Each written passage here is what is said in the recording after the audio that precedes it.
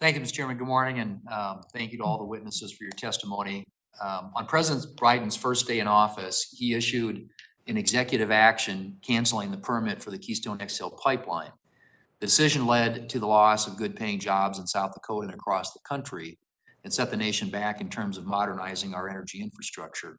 Even the Canadian Prime Minister, a member of the Liberal Party, supported the pipeline and included it in Canada's clean energy roadmap. The pipeline's operator committed to operate Keystone with net zero emissions by 2030 and pledged to invest $1.7 billion on solar, wind, and battery power to operate the pipeline. This would have ranked the operator among the highest corporate backers of renewable energy purchases, directly supporting the green energy agenda. Since the executive action, the president has proposed trillions of new taxpayer dollars to address infrastructure and the climate, but the $9 billion pipeline project would have helped benefit both of those areas and added thousands of American jobs. Mr. Sunday, if our nation wants to maintain its place as an economic superpower, will we need to modernize both conventional energy infrastructure and the buildup of low emissions energy projects? Thank you for the question, Senator. Yes, absolutely. As a recent report from Columbia University said, while it's counterintuitive, the most efficient and cost-effective way to reach climate goals is going to be to continue to invest in our gas infrastructure. And along with that, I would encourage continued reforms and streamlining and certainty on siting interstate energy projects like the one that you referenced. Chill other large-scale private investments that are both good for American energy security and for the environment. I apologize, Senator. You were on mute the first half of that question. Off mute. So just tell me, how does preventing such projects as Keystone chill other large-scale private investments that are both good for American energy security and the environment? Thank you. Yes, the infrastructure space, you're looking at multi-decade timelines for certainty and making estimations on if the investment makes sense. If we enter this frame where the only period of time you know that you might have certainty over the next couple of years, capital is not going to be interested in investing in the types of projects that we're absolutely going to need to meet energy demand now and into the future.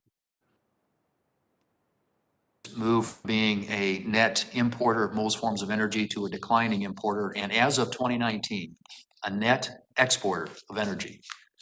Truly remarkable transformation. U.S. Oil production and natural gas production hit record highs in 2019, and today our country is the largest producer of natural gas in the world. Much of this progress, of course, has come from American innovation in extractions from unconventional formations such as shale, and a policy and regulatory environment that encourages growth.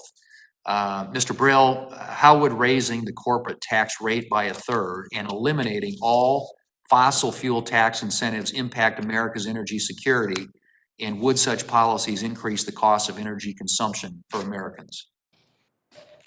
Thank you, Senator Thune. Raising the corporate tax rate, as has been proposed by President Biden, from 21% to 28%, or even from 21% to 25%, raises the cost of capital, raises the cost of new investments for all corporations, including energy corporations, including clean energy corporations, businesses trying to develop clean energy, as well as existing businesses working in the natural gas space, which is a relatively low carbon technology, and other industries as well. This has a myriad of adverse consequences. This is bad for our U.S. economy from an international competitiveness perspective, but it's bad from an energy perspective with respect to those businesses that are trying to make investments here in the United States. And so this policy works at cross purpose to the overall objective of, I think, of this hearing, and I think of the rightful objective of energy security and clean energy in the United States. Anybody on the panel can respond to this, but one concern I have about the proposed carbon fees or other emission-based proposals is that we first have to have an accurate count of emissions. South Dakota is a leader in clean energy in terms of wind, hydroelectric, and biofuels, yet we face obstacles like the EPA using outdated greenhouse gas modeling for ethanol, which cuts fuel emissions, I should say, by roughly half. Biodiesel cuts emissions by 70%, and advanced biofuels, when paired with CO2 storage, could approach carbon negative territory. how do we ensure accurately, that we are accurately counting for the real emission of all sources to ensure that we have a level playing field when it comes to these incentives? Anybody? And I know, yeah, I know I'm out of time, so whoever wants to take that one.